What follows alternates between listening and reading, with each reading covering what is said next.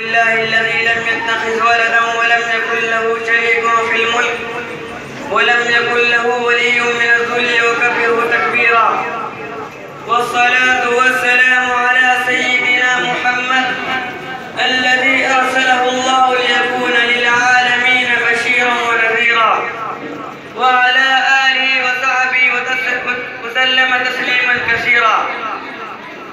إخوتي في الله، إنه لشرف كبير لي أن أقف الآن بين أيديكم في رحاب لإلقاء كلمة المتواضعة تحت عنوان إنه موضوع يحتاج إلى وقفة طويلة، ولكني أريد أن أقتصر على حديث وجيز عنه.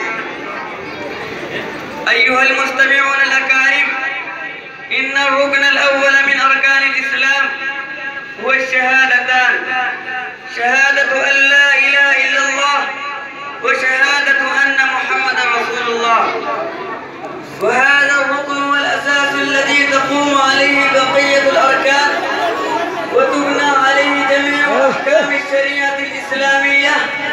فإن كان هذا الأساس سليما قويا استقامت جميع الأعمال وكانت مقبولة عند الله تعالى، وإن اختل هذا الأساس فسدت جميع الأعمال وسارت هباء منصورا وسارت كسراب بقيع يحسبها الظمآن ماء، حتى إذا جاءه لم يجده شيئا، سارت كرماد اشتدت به الريح في يوم عاصف، سارت تعبا على صاحبها في الدنيا وحسرة وخسارة يوم القيامة.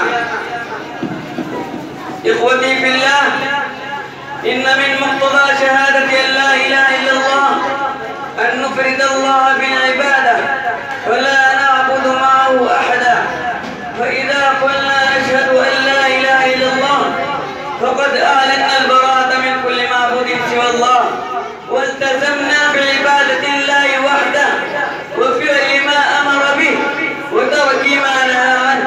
ولذلك لما قال النبي صلى الله عليه وسلم للمشركين قولوا لا إله إلا الله، فهموا من ذلك أنه يطلب منهم عبادة الله وحده وترك عبادة الأصنام، وقالوا أجعل الآلهة إلها واحدا إن هذا لشيء عجاب، وانطلق الملأ منهم أن امشوا واصبروا على آلهتكم إن هذا لشيء يراد، ما سمعنا بهذا في الملة الآخرة إن هذا إلا اختلاف.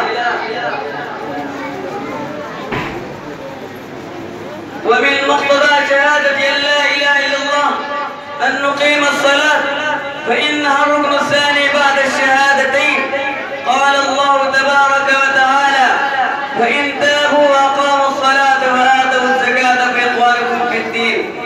ومقتضى شهادة أن لا إله إلا الله أن نؤتي الزكاة ونصوم رمضان ونحج البيت إن استطعنا إليه سبيلا. وأختم حديثي هذا وأشكركم على إخوانكم استماعكم. السلام عليكم ورحمة الله وبركاته.